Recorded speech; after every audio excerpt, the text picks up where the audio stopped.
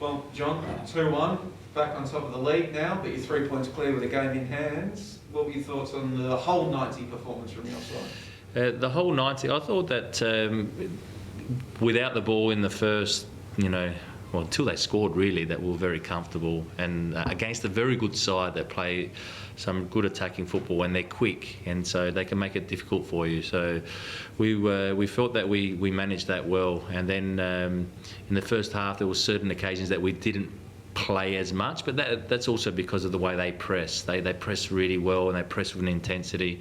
And then in the beginning of the second half, we started to control with the ball and cause them problems with the ball. I thought the first 15 minutes of the second half we were very, very good. And we created our chances. Disappointed that we didn't take more of our opportunities that we had, because we were 2-0, we were creating good openings, and we probably should have punished them a little bit more. And then they changed it up. They went to 3 at the back. They started to go man on man, put pressure on us, and they got their goal. We think that was a bit sloppy by our side, but they will probably look at it as good play by theirs. And then we're under pressure for the last 10 minutes, so we had to dig in deep again. But other than that, I was pretty happy with our overall performance. Well, is that one of the lessons you'll take from this with your side, that when they switched to 3 at the back, went man on man, you come under a bit of pressure, that's an area you can improve on? We still had our chances even when they went to 3 at the back.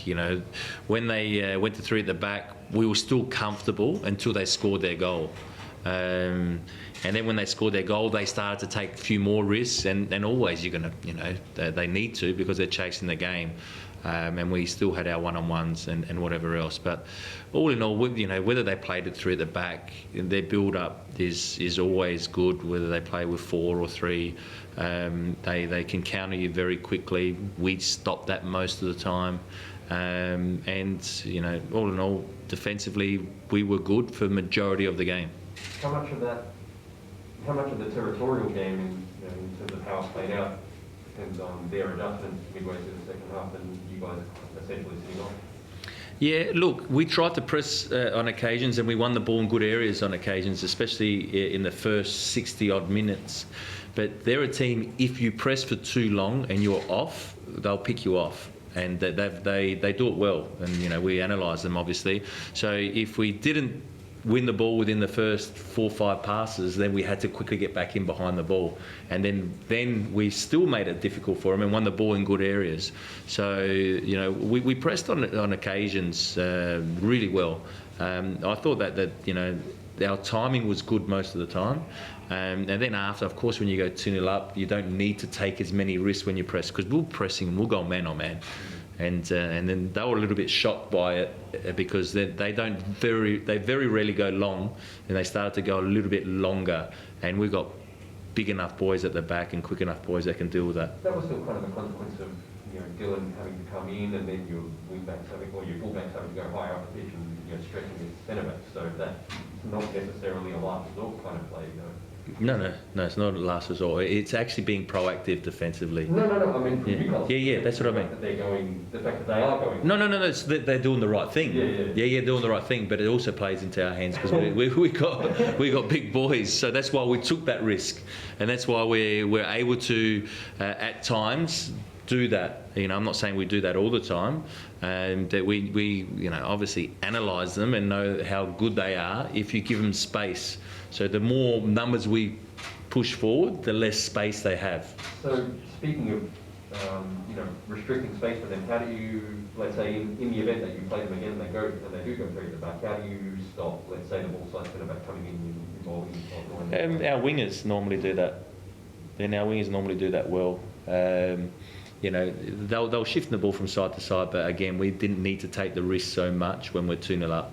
And then we're still winning balls in good areas. So, yeah, we've played against 3 at the back before. It's not an issue for us. A lot of teams build up with a 3. So our wingers do that well. Sometimes our 9s will have to do that, but majority of the time our wingers in a decent enough position.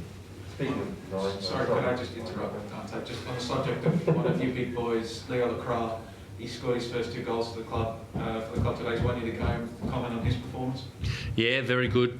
Really good. We might really he's a centre back, so we have to make sure that he does his job first as a centre back, not only without the ball but with the ball in helping us with our build up.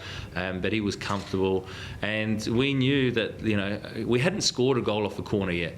And we said once we get that first one, we'll start to get many more, because we've got some big boys that go forward. Today, for instance, we had not only Leo but Alex, who's very good in the air in the box, and you have Topper Stanley, that's very dangerous, and then you have Lockie Wales that got on the end of a few, then you got Rene Green that gets on the end. So then it's hard for the opposition, because they need to, who do they pick up? Who's the danger man in there? So that's why we're so pleased to get that first one. And then the second one's a second phase that we practice a lot in training with, when we have to defend and also when we attack. So pleasing that we're alive to that as well. Yeah, he's been consistently doing it for you since week one. Some of your other foreigners took a while to get going. Leo's hit the ground running. Do you think we should be talking about him for the Johnny Warne or something like that?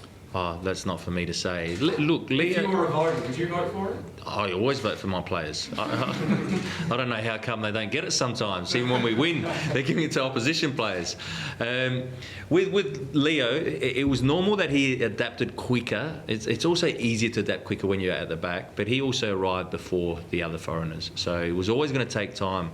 I mentioned how it would take us time in terms of our attacking and scoring goals, because Alex arrived late and a few others are getting to gel, and now in the last 7 games we've got 13 goals. That's not bad going. So we're not just a 1-0 team like you might want to mention every time that we win 1-0. Yeah, I know. I'm joking. I'm not going to look whether we won 1-0 today or 2-1 or 4-0. There's always positives and negatives you can take out of a game from our side. So we'll do the same today. There was positives and there's things that we need to get better at. Well, you've gone with the same sort of midfield combination, obviously, with Thea being out and obviously Connor Payne. And, when they come back, it does create a bit of a selection dilemma of how you fit. Great selection headache. It is a great selection headache, yes. But, have you worked out, sort of how you can best utilise all these guys? Because obviously there's a lot of games coming up, so there's a lot of opportunity for it. But, what sort of problems does that bring? No, it brings a good problem for a coach to have when you got, some of your better players that are out. And then when they come back in, there's competition, and then you can, play who you believe and who you feel is going to help you win that game. And it's all about the team. It's all about how they've been training, how they're looking in training, how they've been performing. It's a short turnaround. Can we rotate a few players, or do they look good enough to play again? So they're things that it's difficult to say, well, this is my starting 11, because we don't do that. Topper Stanley and Tamoki Imai and Leo's been mainly the mainstay, but they've been switching around as well, and they've all performed when they've played. Well, obviously this month's coming up. You look at the games that you guys have got, Sydney FC, City, Victory. It's a massive month.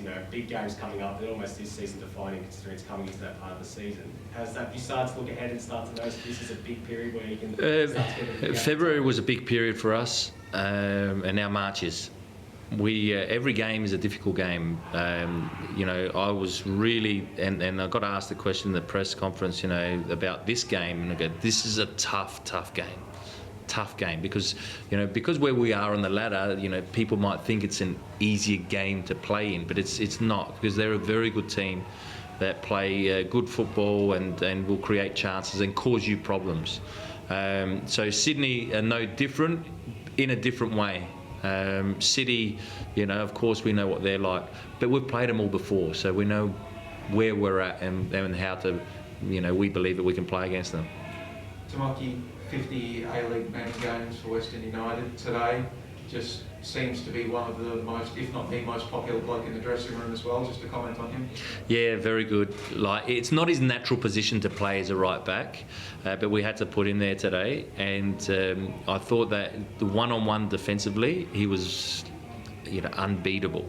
And that's not easy for a natural centre back to go out wide and go one-on-one with some of their skillful players. And I thought that he did exceptionally well. So he's great to have around the group. His values are all that we want as a football club. He's so respectful.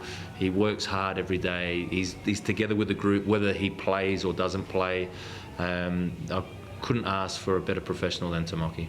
And coming to Ballarat, I guess, how'd you find it? You know, did you find it different with the elements? I mean, playing in the rain and a bit of, you know, instead of the heat, you're playing in sort of... Well, we played in a little bit of heat in the first half because it was actually quite humid, and then it changed. But the thing that I said about our group, that we're able to adapt very, very well, not only with weather, with changing of stadiums, playing out of different stadiums, you know, travelling.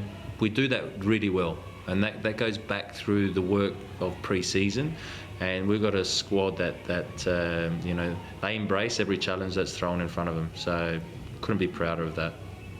I was just thinking, did you want to ask John alone about Shane Warne for your editor or anything? Oh, I mean, if you've got a comment on Shane Warne. Yeah, like I was shocked and obviously saddened when, you know, I heard the passing this morning of Shane Warne. The best memory I've got of Shane Warne was his leg spin. Obviously, he's a leg spinner, but his ball that he bowled against Mike Gadding, and it was before probably a lot of your time, but it was sensational. And I was a big cricket fan growing up, and I loved watching not only the national team play, but him in particular, because when Australia needed him to step up, he always did. And so I remember him for being an iconic cricketer, and also loved his commentary because he gave the information and things out that, you know, as a listener that likes the game, that or watches the game, you know, he gave us inside information that you don't usually get, and very, very switched on. He was very switched on as a person and cricketer. Thanks. Thank you, everyone. Thank you. Good job.